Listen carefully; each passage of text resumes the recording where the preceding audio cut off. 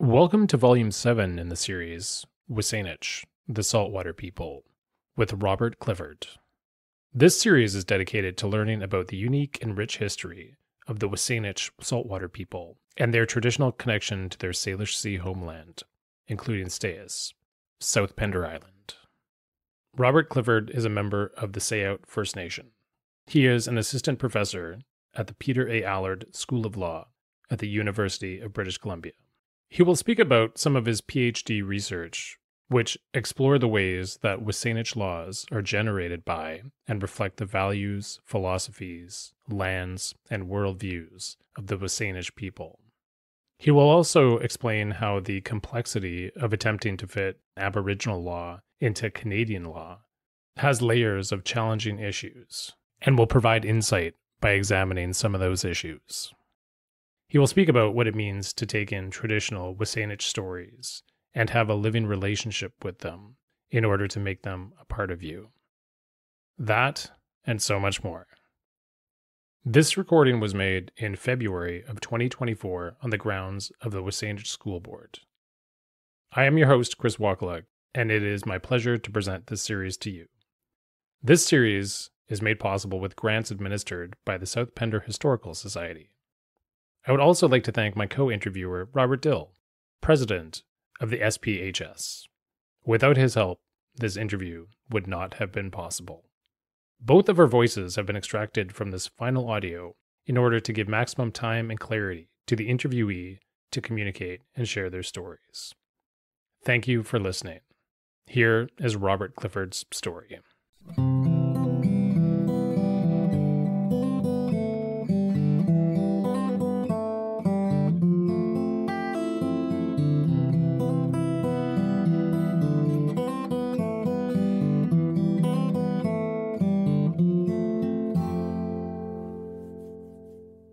My name's Rob Clifford. I also carry the name Yalquetza, which comes to me from my late grandfather, Earl Claxton Sr., so Claxton family. I live over and I'm from Tsawout, WSÁNEĆ, obviously. My mom is Rebecca Clifford. She works here at the travel school as well. My sister works here too, Rochelle Clifford. And my dad's Ray Clifford.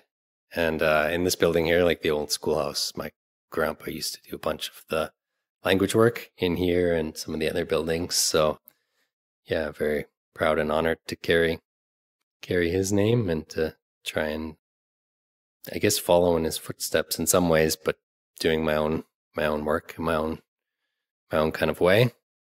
Right now, I'm an assistant professor at the law school, Pender Allard School of Law, I guess they call it, at UBC. And I've been teaching there since 2020. I started, so during the pandemic, I taught online. I have a bit of an interesting setup that I teach a field course in WSÁNEĆ law as well that brings UBC students and UVic students here to WSÁNEĆ territory, and I do that every second year. So I kind of rotate between going to Vancouver and teaching there and then coming and teaching here. But I guess the bulk of that work, minus the things that I teach in Aboriginal treaty rights and Indigenous settler legal relations and climate change stuff. Really the bulk of what I do for my own work and research is thinking about WSÁNEĆ law, what it means on its own terms, how we think about its revitalization, bringing back and researching, I guess, that form of law and governance, but also what that means in terms of ongoing colonialism, right? It's not a straightforward question in terms of how you make space either within or outside of Canadian law for these different legal traditions to operate and to uphold their laws and jurisdictions. So that's one complicating factor. And then also climate crisis in terms of you have certain responsibilities to place and to other beings. And you have this global web of climate crisis, climate change, things in the background. It's not a very straightforward question of how you deal with or manage all of that as well. So kind of a very local, ground up, and then a more global kind of perspective. It's where my research is. And then as I mentioned, I do the field course where I bring students here and learn about our laws, culture, teachings, ways of being, and whatnot. It's a land-based experiential course it's a full credit load for the semester. So they do that Monday to Friday, 9 to 4 kind of thing for an entire term, going around our territory here with elders, knowledge holders and whatnot, and then working on some community projects or different initiatives that the community points out and is working on. And so we get some of law students using their skills and things they've learned to help further that along as well. So every second year I do that. I've done that twice through UBC now and once previously through UVic. So 3 times now I've run that course, and I love it. It's a great course. It's also a little bit of a tiring course. There's a lot going on. It's a lot of teaching hours, but that's one of the things I'm pretty passionate about in my teachings. It's I think a pretty important initiative to getting people to understand some of that. So in terms of how I came around to, I guess, law in general, I did a anthropology undergrad, actually, kind of a little bit by default. I applied a little bit late in my first year, and there's only so many things I could get into. I don't even think I really knew what anthropology was at the time. But I found some aspects of it, thinking about studying culture and people and whatnot, interesting. So I did that for my undergrad and ended up applying at UVic. I just applied and I thought I'd see what happened and we'd go from there. And I ended up getting in. And so I had this idea in my head at that time. People had been saying, or that there'd be kind of a need for any of our people or more Indigenous people in general to go to law school and have law degrees and to help assert our rights and title and other things like that through Canadian law. So to protect our rights and interests. I went into law school thinking that was my path. So essentially Aboriginal law. The distinction I make is that Aboriginal law is like a branch of Canadian law that deals with Aboriginal peoples, Aboriginal issues and whatnot. It's Canadian law through and through, but it's just meant to help uphold rights, title, and these other sorts of things. But that shifted along the way. I met John Burroughs, who became a good friend and mentor, and I started to think more and more about Indigenous and more specifically WSÁNEĆ people's own laws. So how could we see our own teachings, our own governance structures and whatnot as law, as our form of law and governance, and just seeing law in a very different way than most people assume or have come to think of law based on Canadian colonial law and kind of a imposition of a very particular way of seeing law and what it is that law does. So kind of a big broadening out moment in my law school studies where I thought, okay, I could do something different here.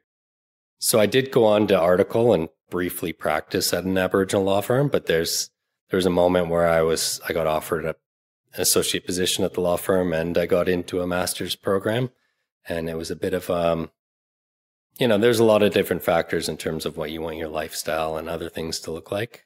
But there's also, for me, I think, a big moment of, do you try and work from within something and to make these little smaller pushes or changes that might help uphold something in particular instances, which, sometimes is needed and helpful?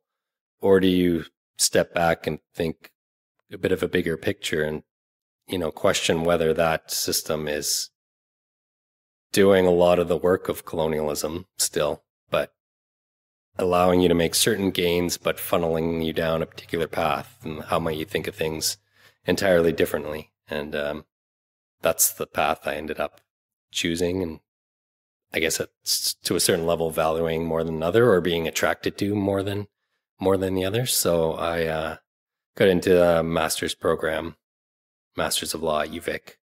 John Burroughs ended up being my supervisor there for that. And then once you go down that path, academia or, academic studies, if you want to teach or be a professor in a law school, you, for the most part now, also need a PhD. So continued on from the master's to do a PhD at Osgoode Law School, which is at York University in Toronto. So went on to do that, and kind of, as I've been saying, focusing on similar questions like what is WSÁNEĆ law, and, in the master's being a smaller project, a more narrow instance. So I looked at that fuel spill that happened at Goldstream River and how kind of trying to think about what that would mean and look like from a WSÁNEĆ law perspective. And then in my PhD, I broadened out to think of a bit more of a broader view of what WSÁNEĆ law is, how it works, how do we think about its revitalization in terms of colonialism, climate crisis, and whatnot, like I mentioned earlier. So yeah, that's sort of my path through education and how I got here. And then once you're at a university in academic studies, it's just you learn that PhD is not your life work. That's kind of what gets you in the door. And now it's what I try and spend most of my time thinking about and trying to learn about, and to help push forward, I guess, in how I can. So that looks different in a lot of different ways. Sometimes it's field school things. Sometimes it's showing different things to other people through writing or what have you. And so that's how I've ended up where I am mostly, I suppose. So UBC has been a good fit for me. I still live over here at Tsawout, so it's when I do teach in Vancouver, it's not an ideal commute to work, but I make it work for the most part. So a lot of the work that gets done in this field is to think about the question of how might Canadian law and Indigenous law, so I mean, obviously across British Columbia, Canada, there are tons of different Indigenous legal orders or traditions that might be similar in some senses, but obviously come from their own different cultures, rootedness in place and what have you. So they look very different. So there's not really any one answer, but a lot of times what people become interested in is then how do we get how do we make space within Canadian law to uphold or implement Indigenous laws? Sometimes that's the question, or how do we have these two work together? I suppose as I've come to think about it, and this is just my own work and kind of opinion on it now, or the more that I've been studying it, is that I don't actually make that my foundational question anymore. And that's sort of, I step a bit back from that to not just assume Canadian law. Because after a certain amount of time in law school, like absent maybe, depending on how you interpret treaty or what have you, I don't actually have yet to be overly convinced of any kind of legitimate authority for Canadian law in this place other than sheer oppression or colonialism, or however you want to put it. It kind of does like this backwards legitimizing, but in terms of like how it arrives in the original instances and then how courts and governments and whatnot are here now, that I don't necessarily start there as my starting point in terms of fitting one into the other. It's not entirely clear to me that you can fit one into the other, in that if they come, maybe we get into it, it takes a lot more discussion and talking through, but also once you start to look at and think of law as not just a set of rules or a system of rules, but a cultural phenomenon that flows from a particular way of seeing and understanding the world, your place within the world, maintaining relationships and what have you within that, that once you have two very different orientations to begin with, Canadian law and WSÁNEĆ or what have you, any other Indigenous legal order, that it becomes very difficult to just think about how do you then just fit one into the other without, at that point, presuming already sovereignty, property, all of these other things that Canadian law, for a large part, rests upon or kind of hinges upon, carries with it a very particular way. Like sovereignty, while you might think of it as in any number of different ways, it tends to relate back to this territorial conception of having dominion or complete authority over an area. Some do try and talk about how you can have Indigenous sovereignty or other sorts of things to try and kind of stretch the concept. But also, if you start from another place where we might think about water, other more than human beings within the territory as not being something that we're sovereign over, but rather you take a relational lens all the way down, that we're in relation with all of these other beings in place. And you see, I guess, agency and being in these other salmon people and the waters and the land itself and so forth, it becomes very difficult to kind of bridge that in a way that doesn't require distorting, making certain assumptions about the other. But the other part of it in which I started to think more about is that, I mean, so one, that's the colonialism side of things, but there's also the climate crisis side of things too, right? That I think once you start to look at climate, the reality is that we're not in very good shape right now, right? That all of the international panels and other sorts of things saying that we need drastic and far-reaching changes in economic, social, cultural, legal structures and what have you. Or in other words, that the status quo as it is, which is kind of forged out of global colonialisms, racial hierarchies, capitalisms, what have you, is doing a great deal of harm, not just to people, subjugated groups, but to those more than human relatives that we speak of as well. That a lot of nature is seen as something separate, right? As resource to be extracted and relied upon and appropriated and what have you. So once you see kind of Canadian law and that it fits within this kind of global order or what have you, and the amount of change that's required to that to imagine some more type of just future, or perhaps even for many things, a future whatsoever. Basically, I tend to think of it as that we need to be doing things a whole lot differently than we are. And so then assuming that what gets carried forward is sovereignty, property, all of these other things that I mentioned that already take as their worldview or starting point, that nature is something outside of this. Like, this would be a long discussion, but the way that sovereignty, for instance, is theorized dates back to justifying early colonial expansion that saw Indigenous peoples as savage and part of nature and what have you, and property as being, to make it your own, you take it in, approve upon it, and a lot of complex theoretical things, right? But they're not just neutral subjects or ideas or concepts.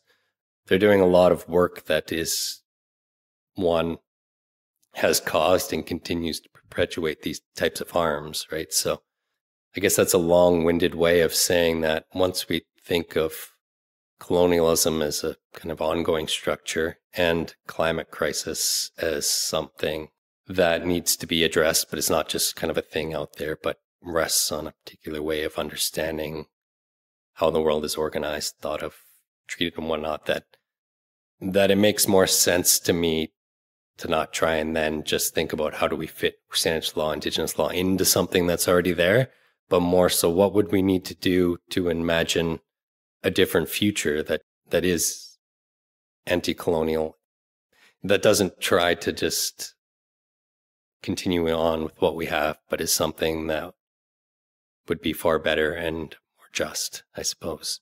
And for me, that means what needs to change a whole lot more is Canadian law, nation state law, and what have you, more so than Indigenous systems of law. And so them fitting one into the other, for instance, or having one, if we think of reconciliation, you can mean reconciliation in a lot of different ways. But sometimes people say something like finding a compromise between the two or what have you. Rarely do they ask from which starting point. Usually they mean now, when compromise now between when reserve lands are 0.2% and Indigenous jurisdiction has been overtly oppressed and what have you, right? So, I mean, going way back, compromise, it's a problematic starting point, I guess is what I'm getting at. I guess one way you might think of it is there's a lot of layering of things. It's not as though there's just kind of like a one moment where everything's just sort of switched over. You have this kind of constant layering and shifting of things.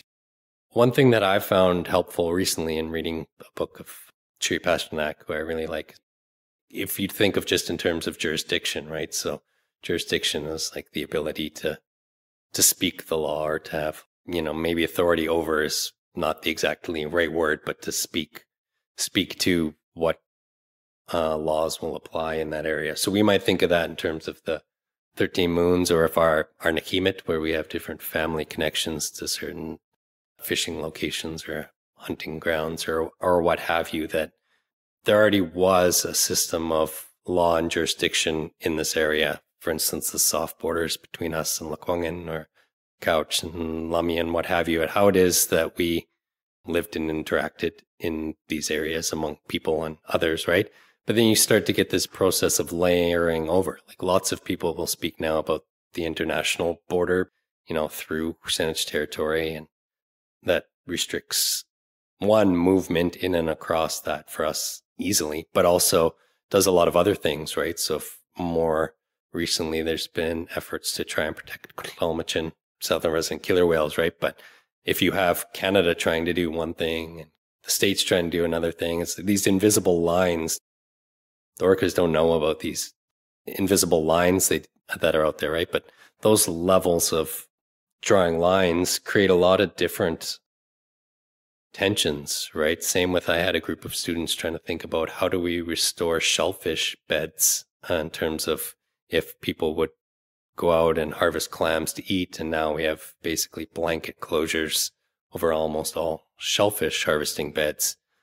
I forget what they ended up saying, but something like 17 different bodies or something like that speak law to this, right? You have municipalities, provincial, federal, but you also within federal have parks, departments of fisheries and oceans, transportation, and what have you. When they try and make the marine conservation area out here that they were thinking of, it's that, if you have the ship tanking traffic going by, that's, shipping, and then you have these other marinas that are all these other complex things. And so you get this very entangled web of colonial laws and jurisdictions and what have you that, I guess Shiri spoke of it as like kind of like choke out sometimes, or like lay over, and then it becomes very hard to see through or to then get at those other layers that were already there about our Nahimet, our family, as our other sorts of things, right? A lot of that gets, got done with reserve creations too, early reserve creation here. Cole Harris wrote this great book called Making Native Space. And his son, Doug Harris, who I work with at UBC, wrote a book called Landing Native Fishery, and talks about how these two different kind of regimes start to draw more lines like that, right? Like 0.2% or point whatever percent of reserve lands gets hived off while it opens up everything else, right? So just like these layers after layers of reserve creation, Indian Act, and all of these other things. So, I mean, in terms, and depending on the level of detail that you would go into that, it becomes very hard to kind of explore because it's different in each place too, right? There are the big overarching things in terms of the claim to sovereignty, like I mentioned, about being however you want to cast it, which goes all the way back to 1600s and papal bulls and saying, yes, we can colonize the world because these others are savages and all these sorts of justifications.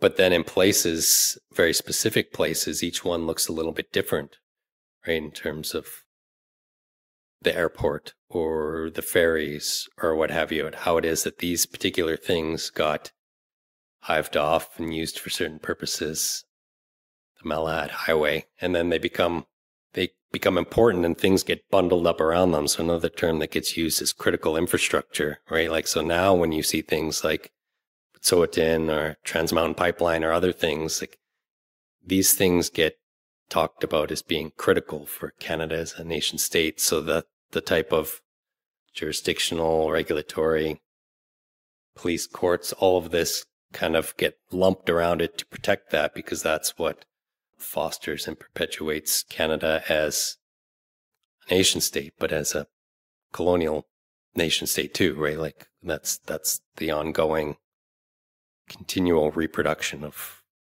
colonialism, colonial hierarchies, and what have you. So in one, you can point to certain things that say how Canadian law has done these, but it always looks a bit different in different places and different times and in different ways. So if I was to do a full circle back to think about how I came into academics rather than working in Canadian law, is that there's a lot of people, maybe not a lot of people, but there are, I think, convincing arguments about how how colonialism works, that if we go back a certain amount of time, you saw much more outwardly racist, exclusionary, oppressive, you can't leave the reserve without a pass type things. Indigenous people couldn't have lawyers, other sorts of things like that you cannot do X, right? Like, so working specifically through exclusion.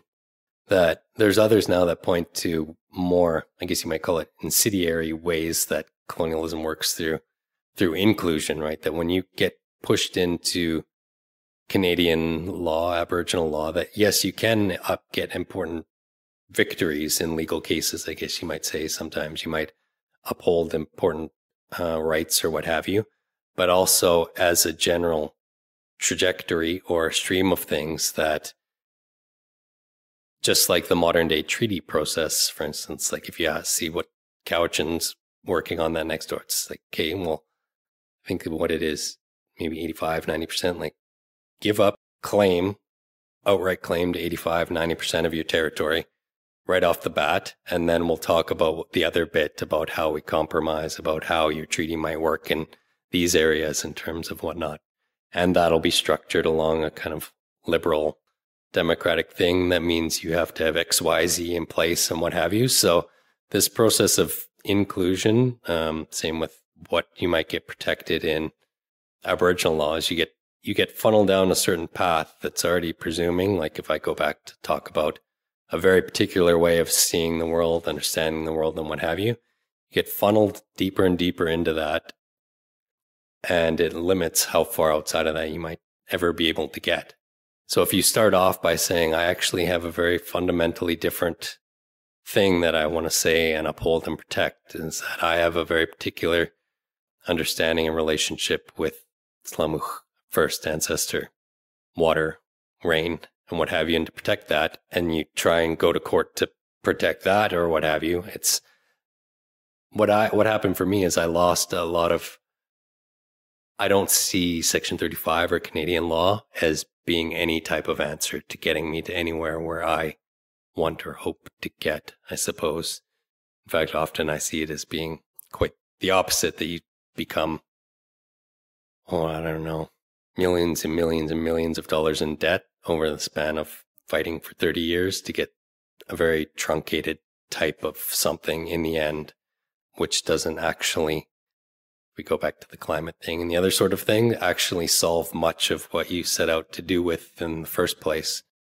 So I try not to be just like a big downer on it, but I try to spend more time thinking about if we took these other things that WSÁNEĆ law is often talked about and tried to uphold, these other types of relationships. It would be somewhat of an equally hard question to say what is WSÁNEĆ law in a nutshell, just like it would be with Canadian law, in that there's lots of different elements and understandings and aspects to it. But for one, I suppose I see it as being a lot more decentralized, in the sense it's like we didn't have a state or what have you, and so law existed in kind of different ways. Also coming from an oral tradition, I tend to look to things like stories and other ways that you might carry teachings, laws forward, right?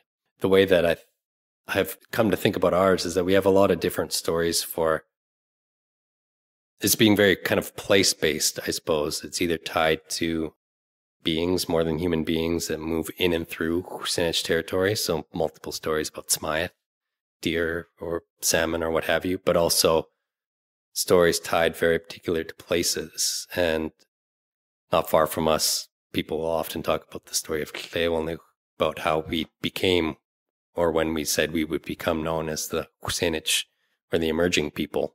That when you have stories that are very tied to or are rooted into place in that way, that I think is very important to WSÁNEĆ law, because Canadian law doesn't really work like that, right? Like Canadian law and liberal constitutionalism is trying to have an idea of individual freedom, and this can come and apply over here and what have you, like presents itself as universal.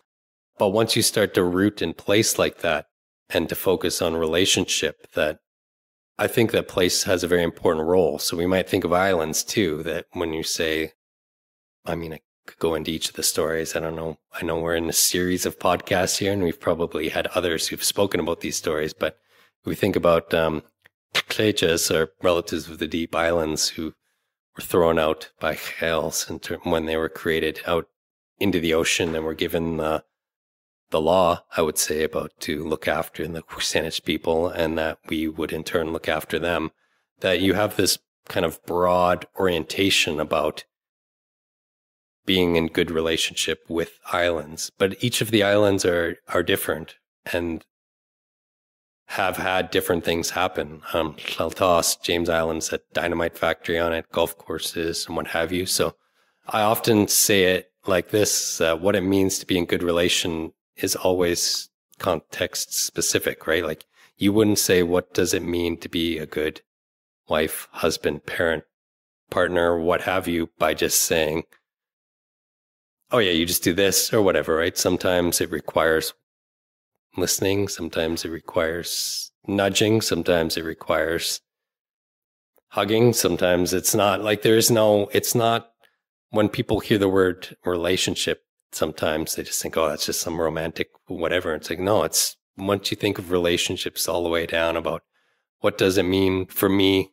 in this moment, in this context, with all that's going on, to be in good relationship with another, is a very difficult question, right? Like it creates a range of things you might do, which is also, not to get too theoretical again, but that's why I say it's decentralized as well, right? Like when you take in that story and make it a part of you, it's not written down somewhere over here, right? I think that SÁNEĆ law is carried in our culture, community, and stories, but it's also carried right here inside of us, right? Like you internalize it and you make it a part of you. Like all law has that kind of subjective part of it in some ways or another, but it becomes very prevalent in oral traditions, I think, because that's how you carry it forward. And then that's also why people will say a very similar story, but sometimes emphasize different things in certain tellings or what have you, because that's just how it works, or depending on what's being focused on in that aspect. So, I mean, I think that we've done lots of things. I mean, although we have the Supreme Court claim for James Island right now, and I've already said how Canadian law is not my preferred means of things. Like sometimes you get pushed into doing things that are,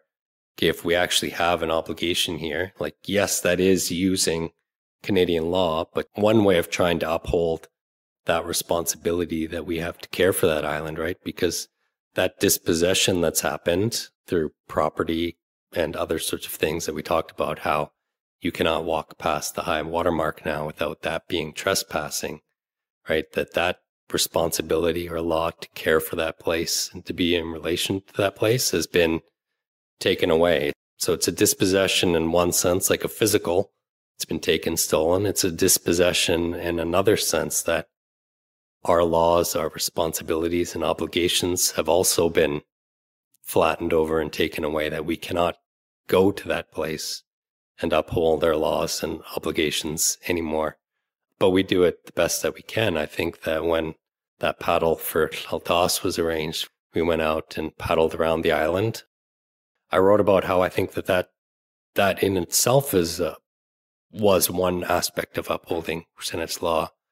It said that we're still here, that we remember this obligation and relationship, and we're still fighting for that, right? That's part of that being in relationship. There's a lot of barriers there that we can't just take that island back, I guess you might say.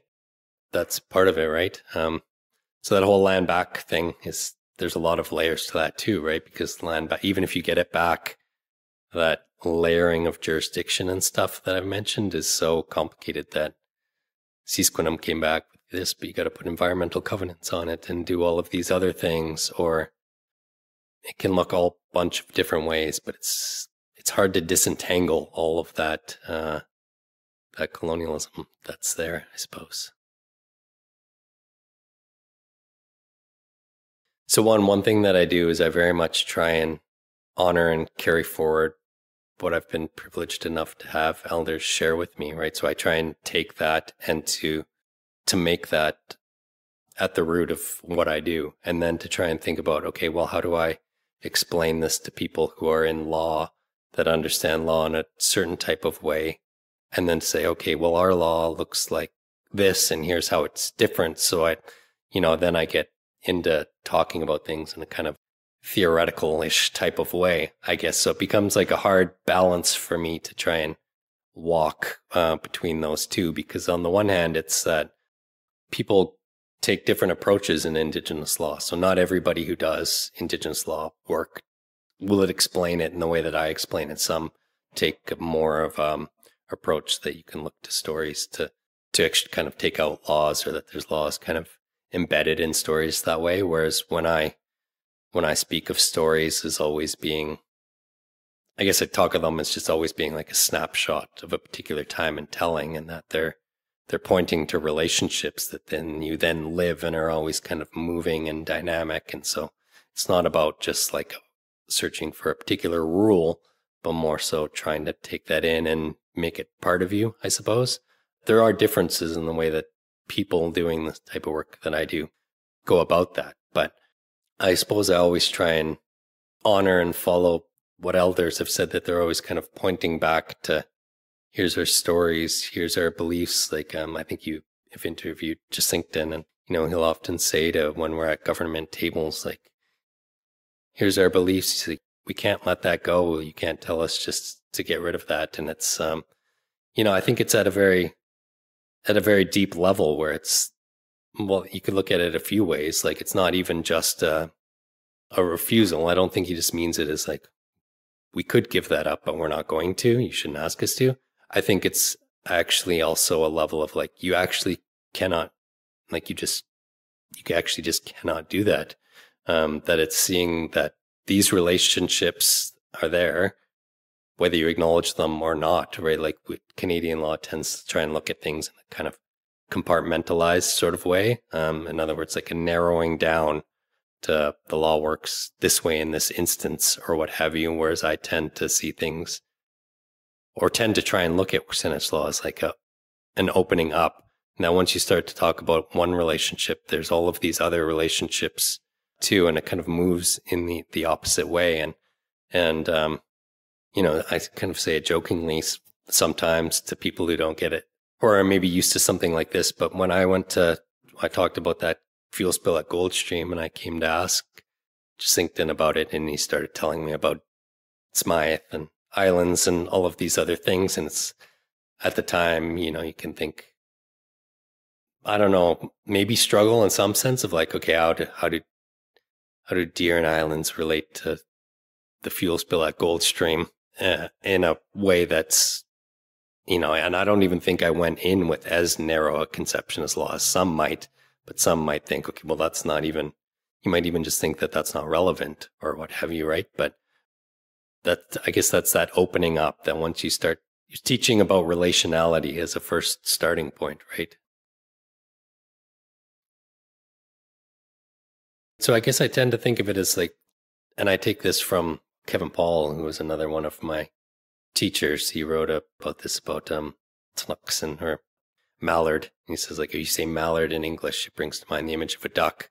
But Tnuxon and Earth knows about when that duck come to Saanich territory at a particular time of year, and they're with their beaks to the ground like this. Earth knows when they're eating grain, which is when they're best to hunt and eat. And then we use feathers in ceremony, and that, so this expanding out of this word, right? Same with Kleches, which relative to the deep, and then the story, and it expands outwards, right? So I think that he talks about that as creating participants, that the Sanchothan language creates participants to truly understand the full depth of meaning of the word Tnuxon or Kleches or what have you.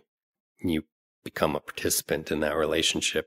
And I suppose I took that and I borrowed that to try and say, well, that is what stories are doing too, that each story is not, you don't just take, here's the one story that was written down and you have that, and you take the law out and then that's the law forever here on forward.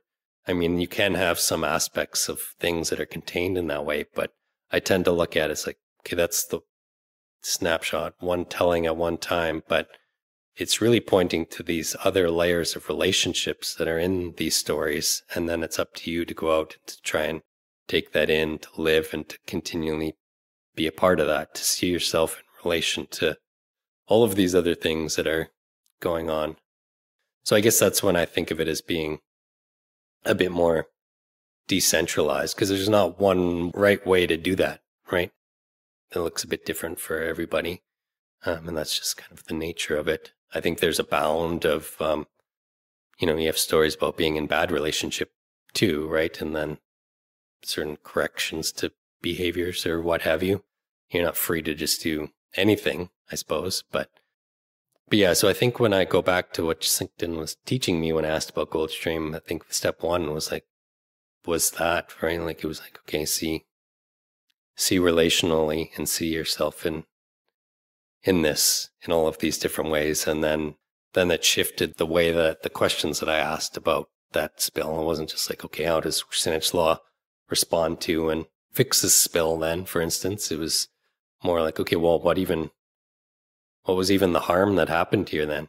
Because Canadian law, it was that fuel spill went in, you clean up the oil, fish die, you put more fish in, or what have you.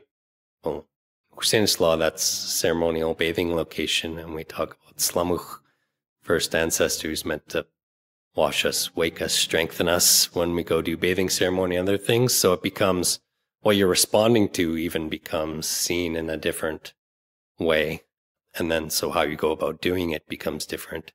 So I think that was something that those two taught me, and I'm obviously still learning.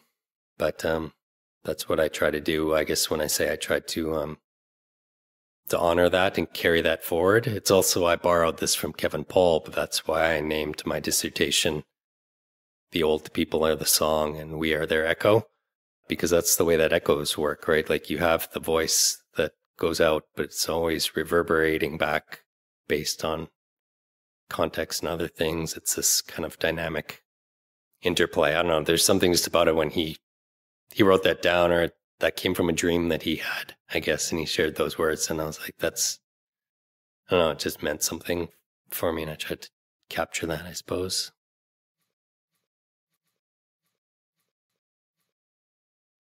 I have a son. He's 7 now. There is something about having, being a parent, that you start to see the world in a different way. I don't know. It's maybe, at least for me anyways, like, it was hard to not see it in a different way. I remember thinking that coming back from the hospital, actually, when I was driving, and I was kind of like going pretty slow, I guess, and careful. And I was like, everyone's just rushing around still. And I was like, doesn't everyone know the world is just like fundamentally changed? It was like, it seemed so different to me. The world just looked and seemed different. And I was just like, for everyone else, the world's like the same as that they do every day, just rushing through it. And for me, I was like, no, this is somehow, this day is, from here on out, is just different. I couldn't really explain why. And even just having a kid in general felt pretty hard with the climate stuff. As things are going now, there's a big part of me that is very scared and worried that his life, and should he have children, their life might just be not very good at all, right? Like, the world might be a very, very bad place, or difficult place, depending on how things go and whatnot. And that's just so sad. Like, who am I, right? Like, I can't change the world. I'd have no illusions that I can change the world in any, like, on that level of things. But also maybe it's like that responsibility thing, like I talked about with islands or other things, like that, having a son, it's like, well, or being a parent, it's like, well, how can I not do whatever it is that I can try to do to say, like, this has to be different. Like, it just has to be. Like, sometimes I have a hard time understanding people in the world and the things that get done. And as they go on, it's just like, I don't understand how we just obviously don't see things, and like we're not even from the same planet almost or something. It's just like so hard to comprehend. But how you create that level of change is such a hard question, both structurally and I guess like subjectively, like in people at that level. I think the field school tries to do that in terms of, I think it touches people on that internal level. Like we go out into the ocean on day one.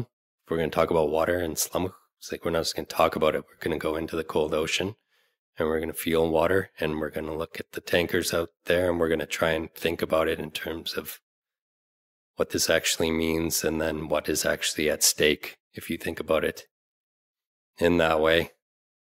But yeah, like global change is something very hard to think through and to try and actualize, I guess. But what the future would look like, I mean, I think a lot of my project, the revitalization of Indigenous law, what have you, I mean, because there's lots of different ones, and I'm not trying to make a WSÁNEĆ world order or something like that, right? That there are different bounds of things, that different Indigenous traditions across the globe that don't speak of things fundamentally differently, really, right? Like when I was in Aotearoa, New Zealand, and you hear Maori speak about their laws and traditions, I was like, would never have met each other, but like I can understand the laws that you're speaking about in a way that makes a whole lot more sense than Canadian law to me still, because they talk about it from a similar kind of, I don't know, to borrow like a word from Aaron Mills, who works in this field as well, like he talks about it as a rooted constitutionalism,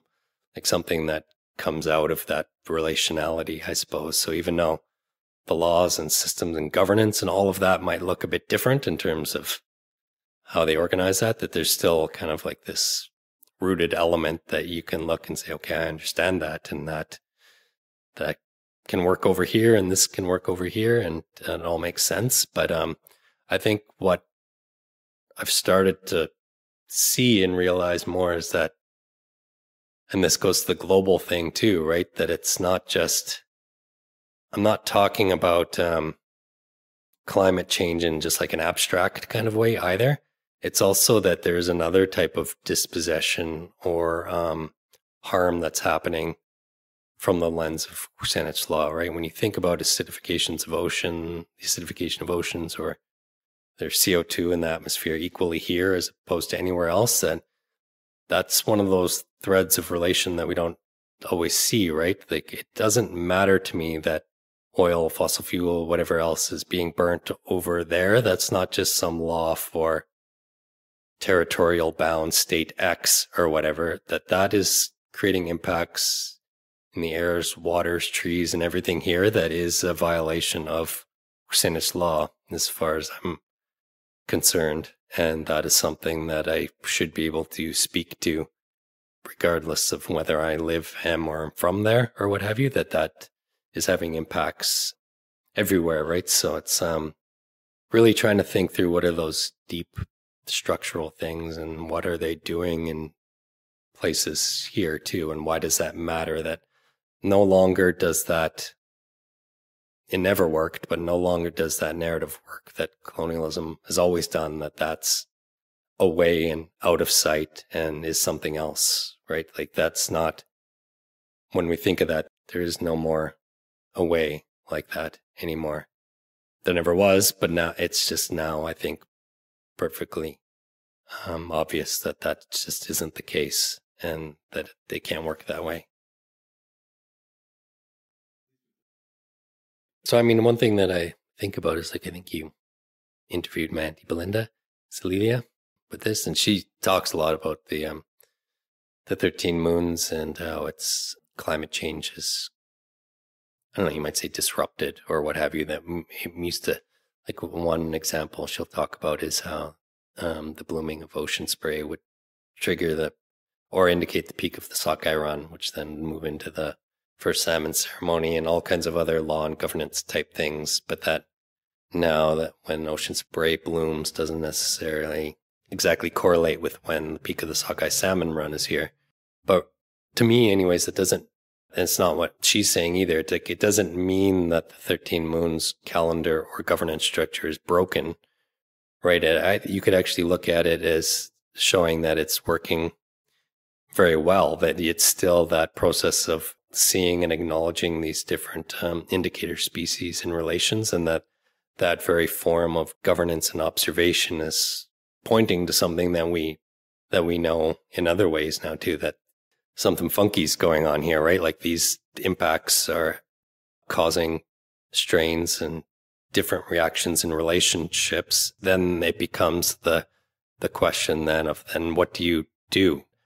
How does that influence our actions or decision making, right? Because it's never just that, okay, this is happening and then we're powerless or whatever. It's that there is always that agency in law, that you make the law is always making that choice about, well, here's how that is going to impact and then direct our actions, decision making, and other sorts of things, right? So you might just as easily, I mean, it's just another form of our science, right? That you might have science panels saying climate change is a thing and we need to do things differently. And so then that impacts should impact your decision making about then how your laws and actions happen. It's like, well, that's just what our 13 moons calendar is saying. And then that impacts how we do it. So it's, it's that there's that shifting that happens, and then you're kind of constantly regulating your decisions and actions from there, I suppose. And then, I mean, things change at another kind of level as well, right? I mean, for me, I'll often personally think about it, and maybe others I've heard others do as well, that a lot of times, the story of Slamuk, first ancestors being the first man who came to the earth in the form of rain. But I've started often just saying first ancestor or first person, because I mean, there's gendered aspects to that too, right? Where you might want to ask, like, why is it we have different stories that involve women and all kinds of other things, stories that maybe aren't gendered anyway, or all kinds of other elements, at least in things are the way that I think about it now, is that it's at least I tend to leave it open, or sometimes I'll say it one way and then another way, and I'll see how students react. It's like, okay, well, what do you think? Did you notice that one time I said, here's the first Salish man as our ancestor, and then another time I said this, and what does that mean to you? What does that make you think? Why is it that way? And so it's not like we can't bring a critical lens or ask questions about Salish law as well, like we might of Canadian law or any other legal tradition, of saying that things were this way once, is it still that way now? Or what does this mean for how we view the way we relate to each other, or all kinds of other questions, right? Like I think we can ask those questions and to reflect on those things, and what does it mean and what does it look like, particularly given, the Indian Act and colonialism and other things has done a lot of things along gender lines too, where you couldn't pass status along as being an Indigenous woman. You couldn't, all kinds of things like that, right? So even just within that context, does it add an extra kind of layer or reason or incentive to say, okay, well, what if we tell the story this way now instead? What does that look like or mean or influence? So things change in that way as well. And that's part of that agency, right? Like, I don't know, I just decided, like, it's obviously just me telling, I know other people do too, might tell a story one way and one time a different way. So that's part of telling a story, is that they're always a bit different each time, and then you keep taking from it. So just one example, I'm sure there are many others. Thanks for having me, and I'm never really sure how I just start talking, and I'm never really sure how it's going to go, but I'm glad that it's hopefully something useful and helpful in there. And I did spend, I spent a fair amount of time trying to think about that dynamic or play between fluidity and rootedness, or like that change and the way that things are. I mean, I guess because we have like our Chilangan, like our ancestry or birthright, and that this anchoring in place too, with all of these different stories, but that even in that very deep rootedness, that there is that fluidity or change or dynamic aspect. So we often think of like a deep kind of like rootedness or stability, and then change, fluidity as being like two opposite things. But there's almost like this way that I try and think of or understand how it's that you can have both, I guess, at the same time, that there's kind of like that rootedness, even though while we're always in kind of a dynamic type of thing. And that's just coming back to trying to make sense of when Kevin told me the old people are the song and we are their echo, that it's like that you have that song even while we're like echoing around. And that could be part of my academic thing too, where people speak of cultural essentialism and all of these other things today, where you're like, you can't, it's not about, or that Indigenous law is just trying to return to the past or something that once was or what have you. And me constantly saying like, no, I'm not talking about returning to the past. That yes, I'm grabbing on to something that my elders and others went through a whole lot to be able to hold on to and to continue passing on.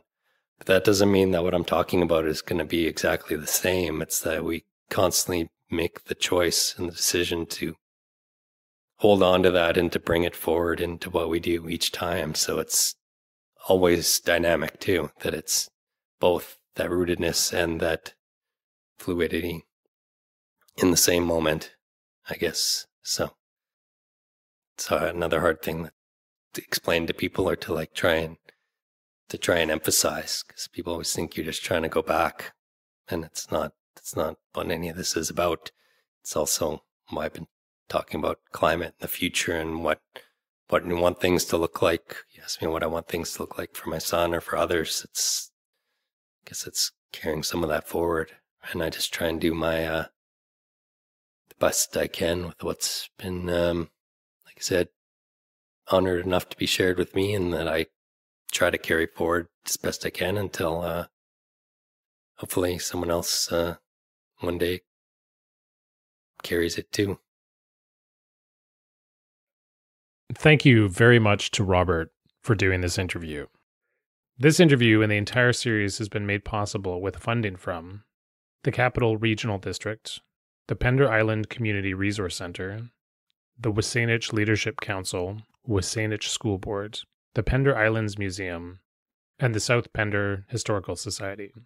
Thank you to all these organizations for contributing to make these recordings possible.